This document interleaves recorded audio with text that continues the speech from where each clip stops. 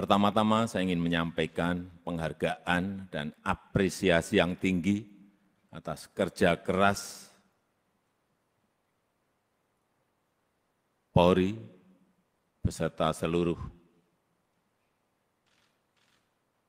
jajaran TNI, jajaran pemerintah, dan seluruh komponen masyarakat dalam menangani COVID. Itu dilihat masyarakat, dan itu juga saya lihat dan saya rasakan. Kerja keras itu. Dan hasilnya juga sangat signifikan. Sampai hari ini, yang mendorong paling kuat memang ada dari Polri, telah 440 juta dosis vaksin yang telah disuntikkan kepada masyarakat. Dan hasilnya pandemi COVID mereda. Dan hasilnya ekonomi kita bisa tumbuh 5,44%. Dan hasilnya indeks kepercayaan masyarakat juga menempatkan Polri di puncak teratas pada saat itu. Tetapi begitu ada peristiwa FS,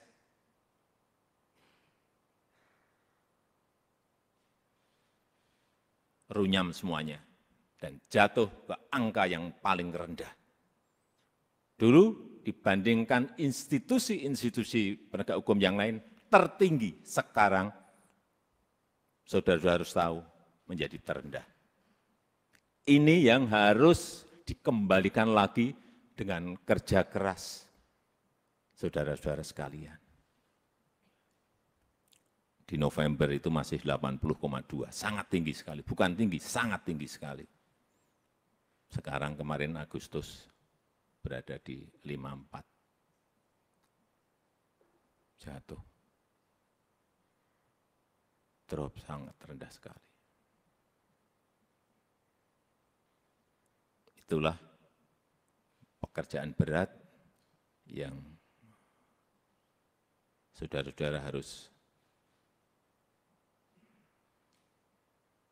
kerjakan untuk mengembalikan kepercayaan masyarakat kepada Polri. Di tengah situasi yang juga tidak mendukung saat ini. Kita tahu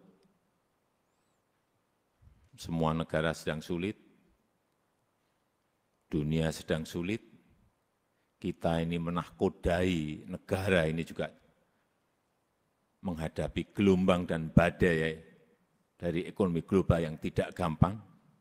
Perlu saya sampaikan, 66 negara berada pada posisi rentan, 345 juta orang di 82 negara sudah masuk menderita kekurangan pangan akut. Ini yang semua Kapolda, Kapolres, pejabat utama Polri harus tahu.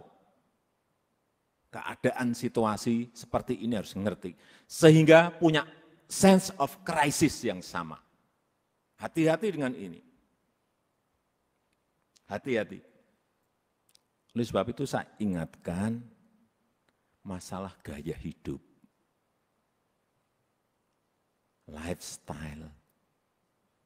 Jangan sampai dalam situasi yang sulit, ada letupan-letupan sosial karena adanya kecemburuan sosial ekonomi.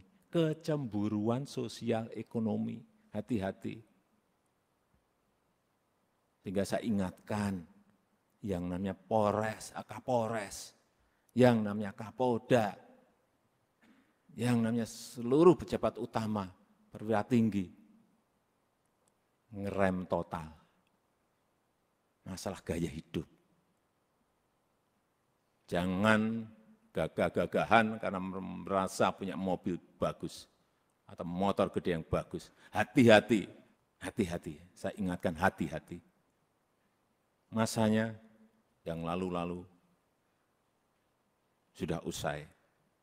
Teknologi sekarang ini menyebabkan interaksi sosial berubah total. Sosial media bisa mengabarkan bukan hanya TV, bukan hanya media cetak, media online. Pribadi-pribadi kita sekarang bisa menjadi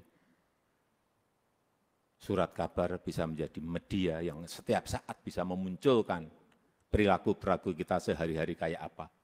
Meskipun sembunyi-sembunyi.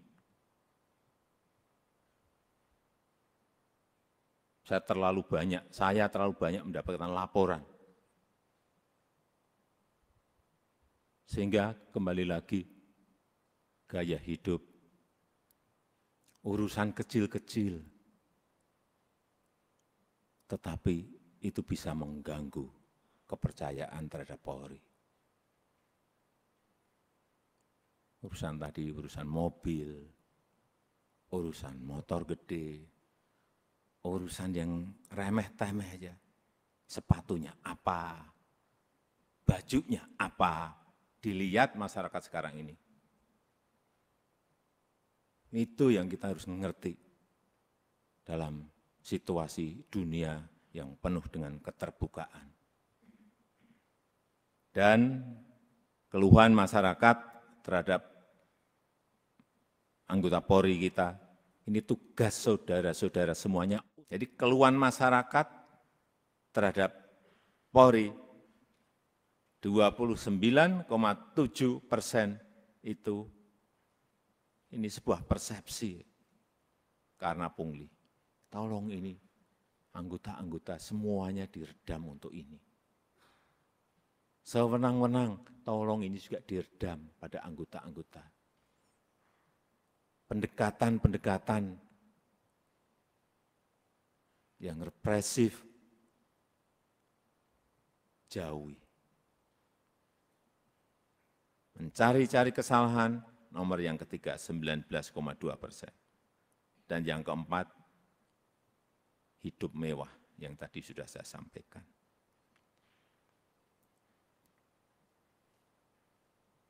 Karena Bapak, Ibu, dan saudara-saudara sekalian, itu adalah aparat penegak hukum yang paling dekat dengan rakyat, paling dekat dengan masyarakat, dan paling sering berinteraksi dengan rakyat. Jadi ingatkan anggota-anggota, selalu di briefing anggota-anggota, seluruh anggota, dan ingatkan untuk hal-hal yang berkaitan dengan pelayanan masyarakat, ingatkan mereka. Jangan sampai karena tidak kecepatan kita, yang kedua, rasa aman dan nyaman masyarakat itu, ini masalah persepsi loh. Rasa aman dan nyaman masyarakat itu menjadi terkurangi atau hilang. Karena apapun, Polri adalah pengayom masyarakat. Hal-hal yang kecil-kecil, tolong betul-betul dilayani betul.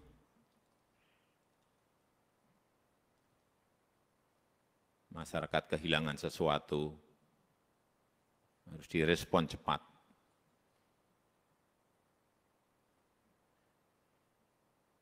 Sehingga rasa terayomi dan rasa aman itu menjadi ada. Yang ketiga, yang berkaitan dengan soliditas. Jangan sampai ini, hati-hati, ini sudah masuk tahun politik. Karena pemilu sudah berjalan sejak, tahapan pemilu sudah berjalan sejak Juni yang lalu. Harus ditunjukkan soliditas di internal Polri dulu. Rampung, kemudian soliditas Polri dan TNI. Itu yang akan mengurangi tensi politik ke depan. Soliditas. Harus ada kepekaan. Posisi politik ini seperti apa sih? Karena saudara-saudara adalah pimpinan-pimpinan tertinggi di wilayah masing-masing.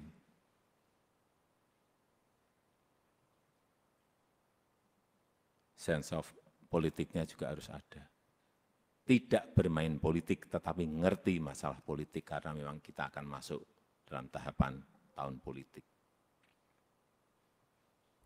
Kalau dilihat, kembali lagi, kalau dilihat Polri solid, kemudian bergandengan dengan TNI solid, saya memberikan, bolak-balik saya sampaikan, saya memberikan jaminan. Stabilitas keamanan kita, stabilitas politik kita pasti akan baik.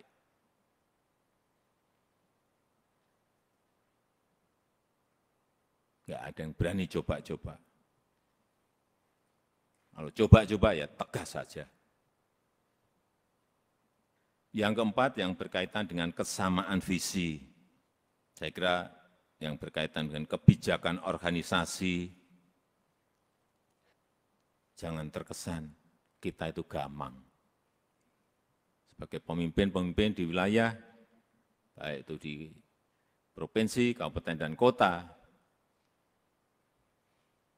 jangan gamang, apalagi cari selamat. Yakin sesuai dengan prosedur, yakin sesuai dengan SOP, yakin sesuai dengan undang-undang, lakukan.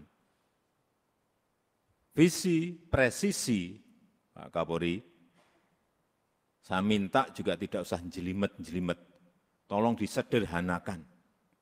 Sehingga yang di bawah itu mengerti apa yang harus dijalankan. Apa sih kalau disederhanakan? Ya tadi yang Kapolri sampaikan tadi.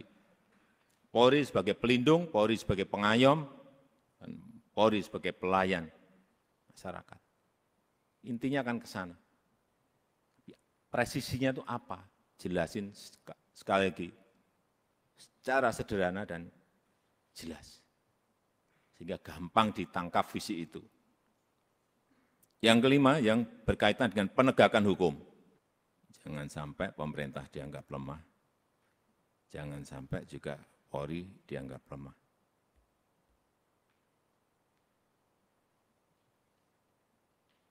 Saya sudah perintahkan kepada Kapolri saat itu urusan judi online, bersihkan. Ya udah.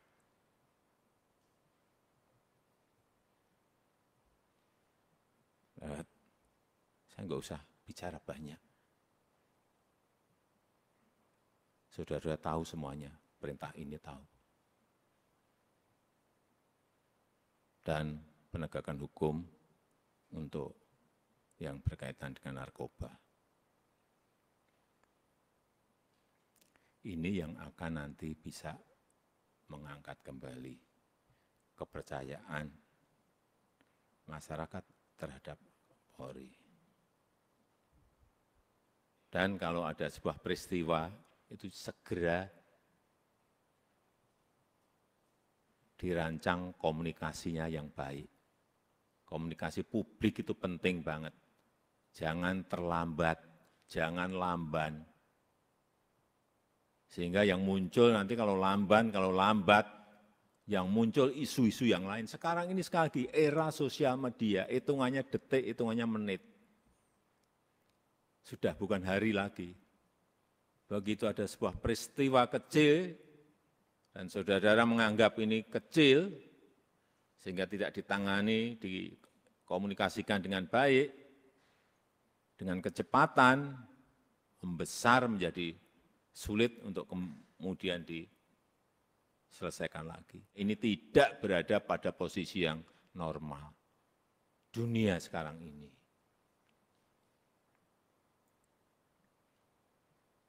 Sehingga gampang sensitif dan gampang tersulut. Untuk menumbuhkan optimisme harus menciptakan hal-hal yang baik, dikontra dengan itu, dikontra dengan prestasi-prestasi, dikontra dengan komunikasi yang baik.